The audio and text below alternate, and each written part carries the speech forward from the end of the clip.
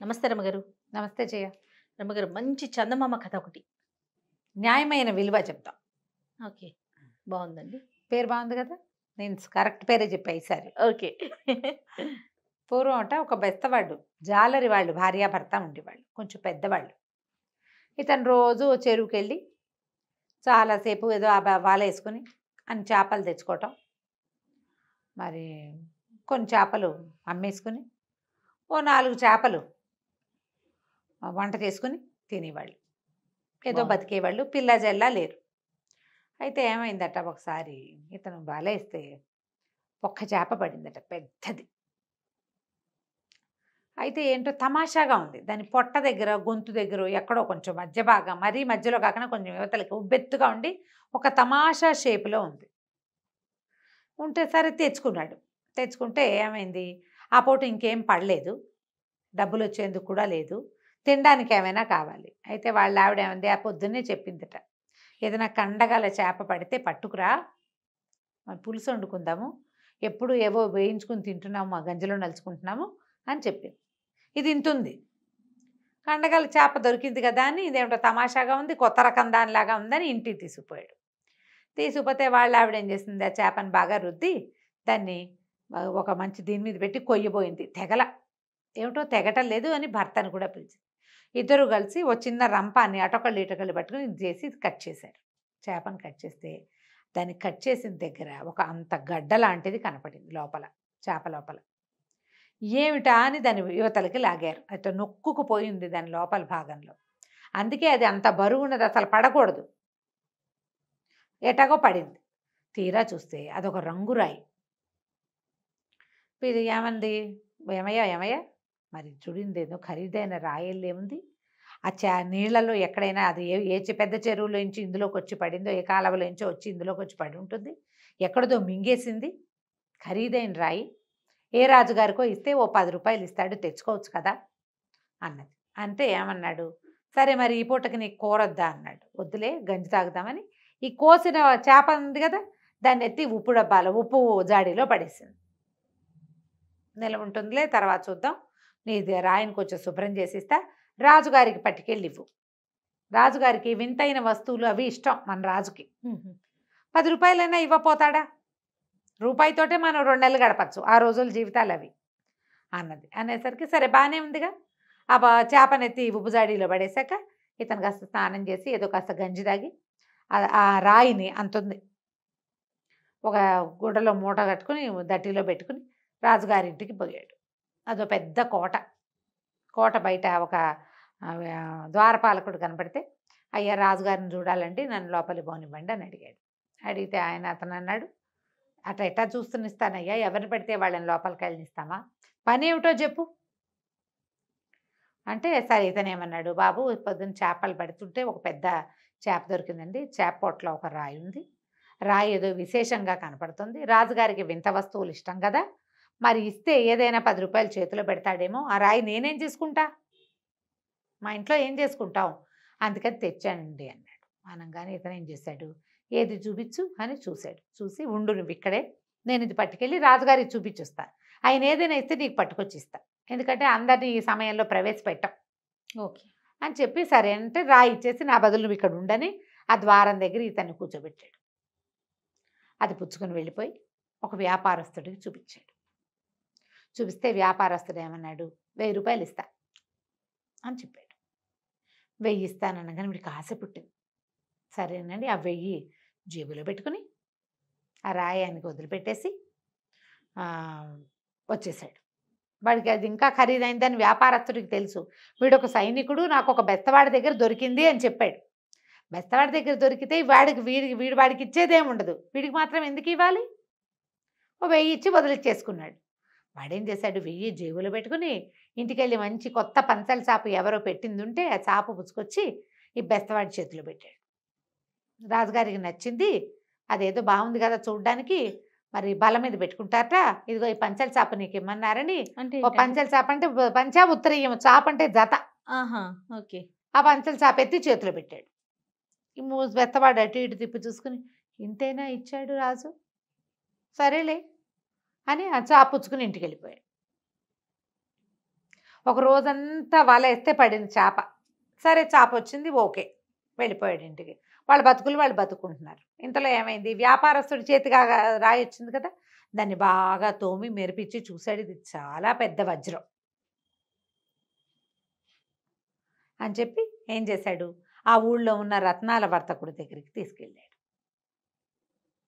తీసుకెళ్తే ఆయన అన్నాడు, మరి రాజుగారు కొంటారు దీన్ని, పద రాజుగారి దగ్గరికి వెళ్దాం అన్నాడు. రాజుగారి దగ్గరికి వెళ్ళేసరికల్లా సరే రేటు కట్టండి చూస్తానన్నాడు ఆయన.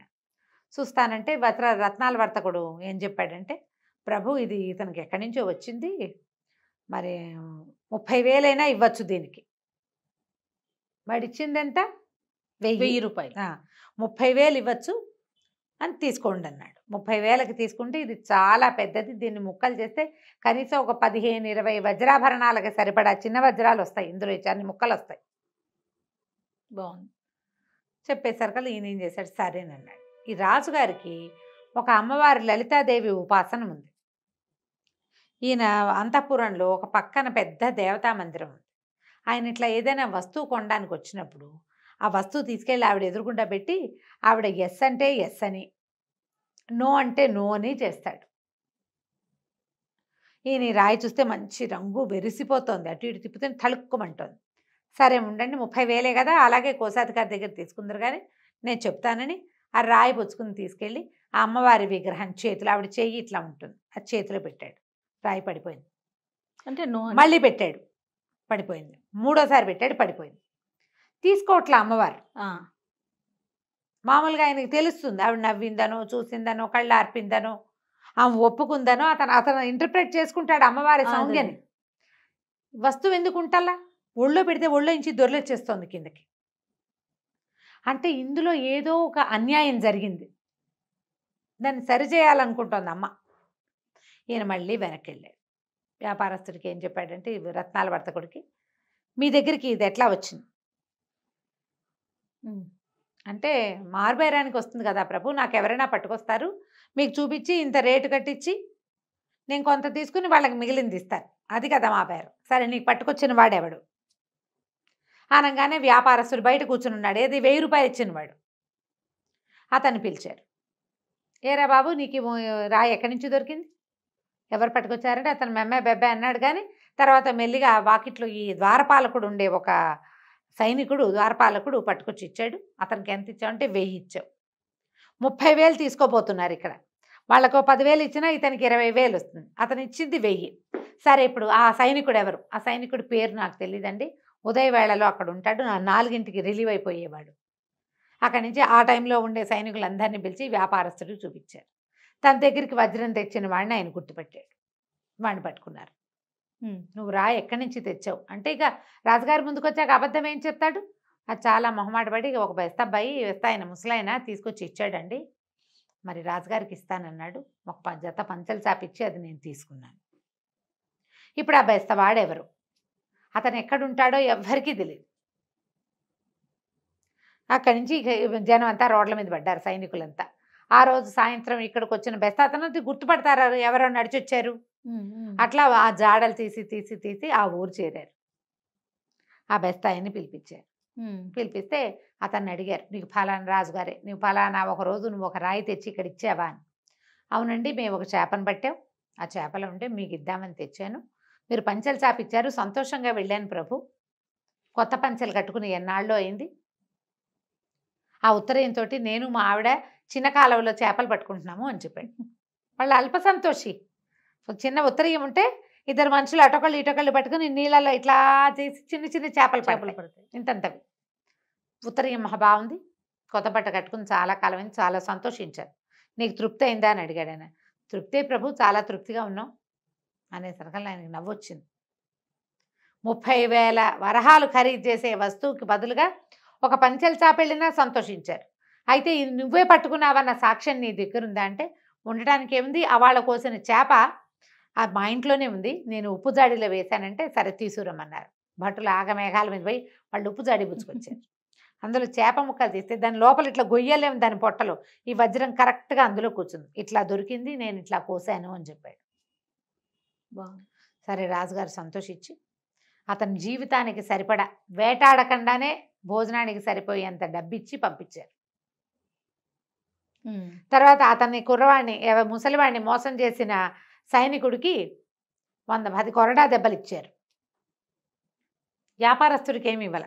వ్యాపారస్తుడు అతను వ్యాపారమే చేసుకున్నాడు, అంతే. దొంగ పని కాదు కదా అది. కాబట్టి వ్యాపారస్తుని ఇట్లా ఎవరైనా సాధారణ వ్యక్తులు గనక నీ దగ్గరికి వస్తువు అమ్మ చూపినప్పుడు వాళ్ళ వేరబౌట్స్ కనుక్కోవటం నేర్చుకోమని వ్యాపారస్తులందరికీ తెలియజేశారు. ఆ తర్వాత మన బెస్తవాడికి ఇదంతా ఇచ్చిన తర్వాత ఆ వజ్రాన్ని పెట్టుకెళ్ళి రాజుగారు అమ్మవారి చేతిలో పెడితే ఆవిడ మాట్లాడకుండా ఊరుకుంది. ఆ వజ్రం అక్కడ కూర్చుని ఉంది. ఆమెకి న్యాయమైన విలువ, నిజమైన విలువ ఇచ్చేశాడు కాబట్టి ఒప్పుకుందనమాట. ఆ తర్వాత అమ్మవారి అలంకరణ సామాగ్రిలోనే ఆ వజ్రం ఎప్పటికీ ఉండిపోయిందట. కథ కంచికి మనం ఇంటికి. నమస్తే రమ్మగారు. నమస్తే చెయ్యి.